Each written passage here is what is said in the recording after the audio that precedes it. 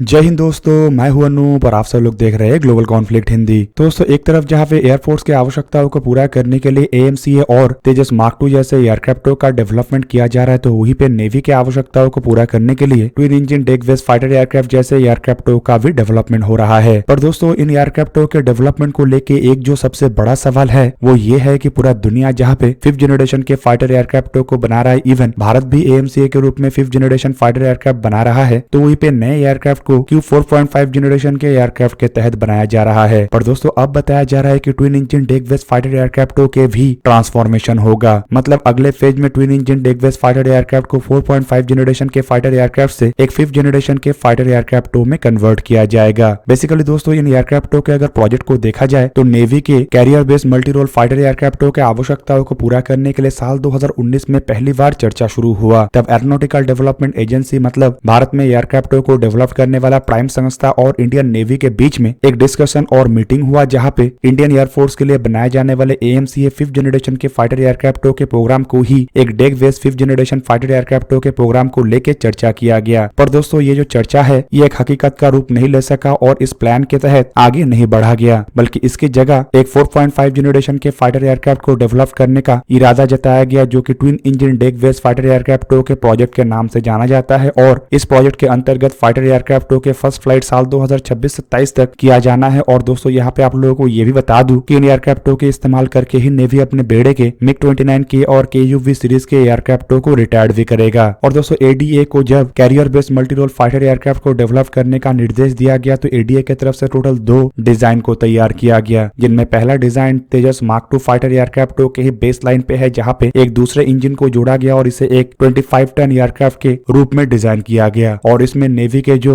LCA navy project है उसके भी टेक्नोलॉजी और कई तरीके के फीचर्स को जोड़ा गया। जबकि दूसरे डिजाइन के रूप में एक semi stealth optimise radar cross section वाले एयरक्राफ्ट का प्रस्ताव रखा गया। और दोस्तों, इस प्रस्ताव को लेके एक 5th जनरेशन के फाइटर एयरक्राफ्ट को बनाने का भी बातों को रखा गया। पर दोस्तों, उस दरमियान एडीए मतलब एरोनॉटिकल डेवलपमेंट एजेंसी की तरफ से बताया गया कि अगर twin engine deck based fighter aircraft को एक 5th जनरेशन के फाइटर एयरक्राफ्ट के रूप में बनाना है तो इसके टाइमलाइन 2035 तक होगा। और दोस्तों, इसके प्रोटोटाइप साल 2033 तक ही तैयार हो सकेगा, क्योंकि एक 5th जनरेशन के फाइटर एयरक्राफ्ट को डेवलप करने के लिए लंबे रिसर्च और डेवलपमेंट का आवश्यकता होता है और कई तरीके की नए चीजों को इसके लिए बनाना भी पड़ेगा। हालांकि दोस्तों, ये नेवी के लिए एक्सेप्ट करना पॉसिबल नहीं था, क्योंकि navy twin engine deck based fighter एयरक्राफ्टों का इस्तेमाल करके साल 2034 से अपने बेड़े के MiG-29 जैसे एयरक्राफ्टों को रिटायर करना चाहता है। और अगर इस तरीके के प्रोजेक्ट के तहत नेवी आगे बढ़ता तो ये रिक्वायरमेंट जहाँ पे पूरा होना संभव नहीं था, तो वहीं पे इंडियन नेवी के एयरक्राफ्टों के संख्या अगर घटता तो नेवी का कैपेबिलिटी भी घट जाता। हालांकि अगर इसके जगह नेवी के द्वारा कोई अन्य देश के एयरक्राफ्ट को खरीद के MiG-29 को रिप्लेस करने का इरादा बनाया जाता है, तो नेवी के बजट का भी एक बहुत बड़ा हिस्सा नए एयरक्राफ्टों को खरीदने के तहत खर्चा हो जाता, जिससे कि एयरक्राफ्टों के डेवलपमेंट के फंड में भी कमी आ सकता था। और दोस्तों, इसी कारण 4.5 जनरेशन के twin engine deck based fighter एयरक्राफ्टों के डेवलपमेंट के तहत ही आगे बढ़ा जा रहा है। पर इसका मतलब ये नहीं कि इन एयरक्राफ्टों को 5th जनरेशन के फाइटर एयरक्राफ्टों में परिवर्तन नहीं किया जाएगा या परिवर्तन करने का कोई इरादा नहीं है। फिलहाल दोस्तों, कुछ रिपोर्टों में खुलासा किया जा रहा है कि पहले फेज में तो twin engine deck based fighter aircraft को एक 4.5 जनरेशन के एयरक्राफ्ट के रूप में बनाया जाएगा, जबकि इसके दूसरे फेज में मतलब आने वाले फेज में इसे एक 5th जनरेशन के फाइटर एयरक्राफ्टों में कन्वर्ट किया जा सकता है। और इसके लिए इन एयरक्राफ्टों में तेजस मार्क II जैसे एयरक्राफ्टों के टेक्नोलॉजी को इनहेरिट किया जाएगा।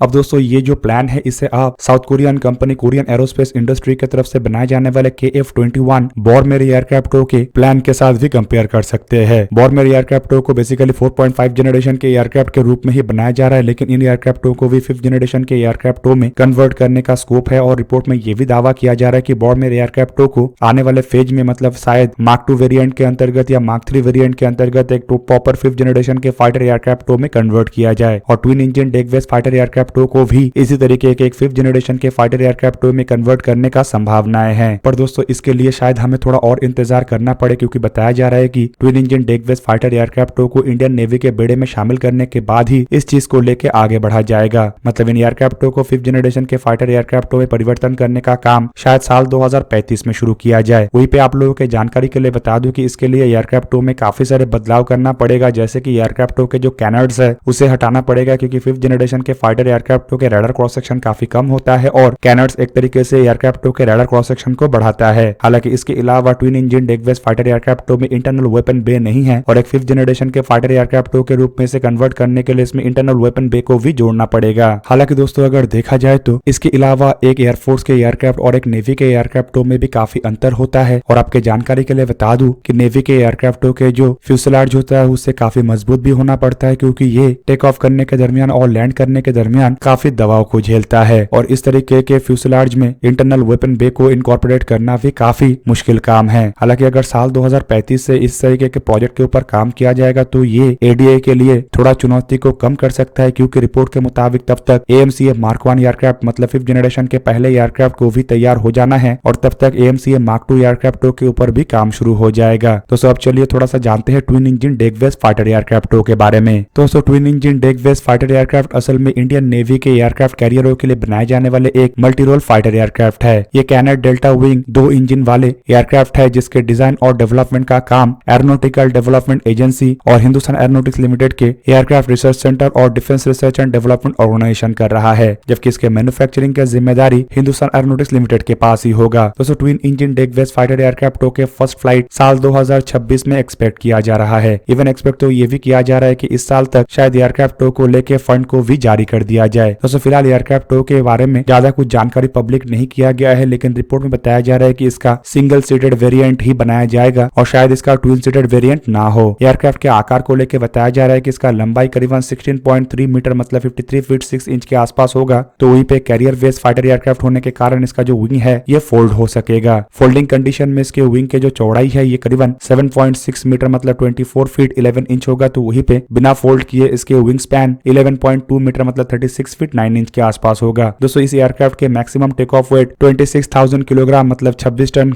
एक्सपेक्ट किया जा रहा है। और एयरक्राफ्टों में 2 जनरल इलेक्ट्रिक के F414 इंजनों के वेरिएंट का इस्तेमाल होगा, जिसका ड्राई थ्रस्ट करीबन 58.5 किलोन्यूटन और maximum after burning thrust 98 kilonewton तक है। दोस्तों एयरक्राफ्ट के परफॉर्मेंस को लेके एक्सपेक्ट किया जा रहा है कि ये अधिकतम मार्क 1.6 मतलब करीब 1975 किलोमीटर पर आवर के रफ्तार में उड़ान भर सकेगा, जबकि इसके सर्विस सीलिंग मतलब ऊंचाई में जाने का क्षमता करीबन 18,000 मीटर मतलब 60,000 फीट के आसपास होगा। ये एयरक्राफ्ट +8G से लेके -3G के दबाव झेल सकेगा। और दोस्तों हथियारों को लेके बताया जा रहा है कि इसमें करीबन 11 हार्ड पॉइंट होगा, जिनमें 2 हार्ड पॉइंट विंग टिप में, 6 अंडर विंग और 3 अंडर फ्यूसलाज होगा। हालांकि इन हार्ड पॉइंटों के सहारे कितने पेलोड ये एयरक्राफ्ट कैरी कर सकेगा इसका जानकारी नहीं दिया गया। इसके अलावा एयरक्राफ्टों के हथियारों को लेकर बताया जा रहा है कि इसमें एयर टू एयर मिसाइल के रूप में भारत के द्वारा बनाए जाने वाले NGCCM मतलब next generation close combat missile और अस्त्र सीरीज के अस्त्र मार्क 1 अस्त्र मार्क 2 जैसे मिसाइलों का इस्तेमाल किया जाएगा। जबकि एंटीशिप मिसाइल के रूप में ये जो एयरक्राफ्ट है ये नेवल एंटीशिप मिसाइल MR और हार्पून जैसे मिसाइलों का इस्तेमाल करेगा। और एंटी रेडिएशन के मिसाइल के रूप में ये रुद्रम 1 श्रेणी के मिसाइलों का इस्तेमाल करेगा। हालांकि इसके अलावा एक्सपेक्ट ये भी किया जा रहा है कि एयरक्राफ्टों में और भी कई तरीके के स्वदेशी हथियारों का इस्तेमाल किया जाएगा, जिनमें ब्रह्मोस NG जैसे मिसाइल और भारत के द्वारा बनाया हुआ कई तरीके के गाइडेड और अनगाइडेड बॉम्ब्स भी होगा।